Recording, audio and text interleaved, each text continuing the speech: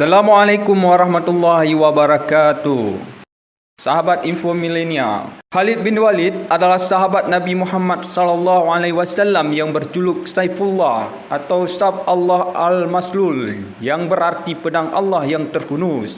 Gelar Khalid bin Walid ini langsung diberikan Rasulullah SAW karena keahliannya dalam peperangan.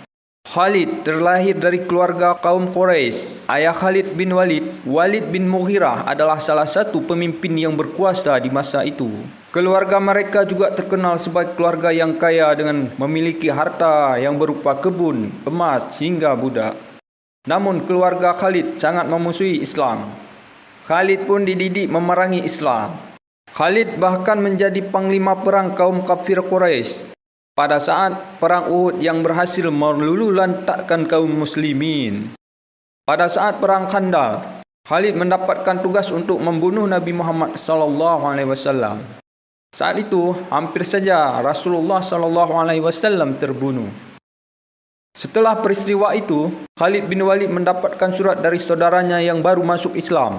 Dalam surat itu terdapat ucapan Nabi Muhammad SAW yang memuji kekuatan dan kecerdikan Khalid bin Walid. Saat membaca kalimat itu, Khalid pun tertegun. Dia tak menyangka seseorang yang hampir dibunuhnya justru memujinya. Bagaimana bisa orang yang hampir kubunuh malah memujiku? Bisik hati Khalid bin Walid. Khalid lalu memantapkan hati dan keimanannya. Dia pergi menjumpai Rasulullah SAW di Madinah dan menyatakan masuk Islam.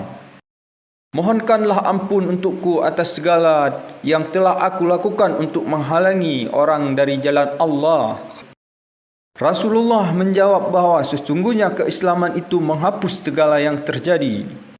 Khalid pun memohon sekali lagi kepada Rasulullah, "Ya Allah, ampunilah Khalid bin Walid atas segala yang telah ia lakukan untuk menghalangi orang dari jalan-Mu."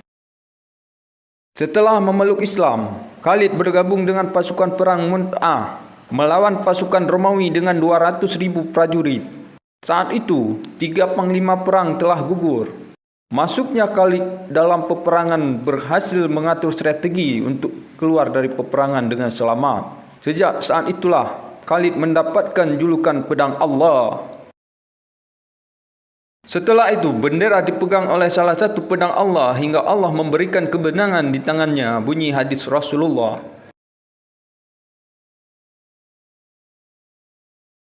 Sejak saat itu, Khalid tak pernah jauh dari Rasulullah hingga Nabi Muhammad SAW wafat. Hingga Nabi Muhammad wafat, Khalid tetap teguh membela Islam.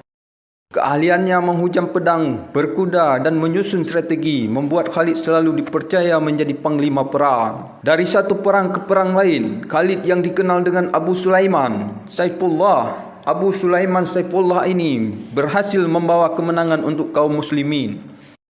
Khalid berhasil menumpas pasukan murtad dalam perang Riddah. Begitu pula saat melawan 240.000 prajurit Bizantium dalam perang Yarmouk.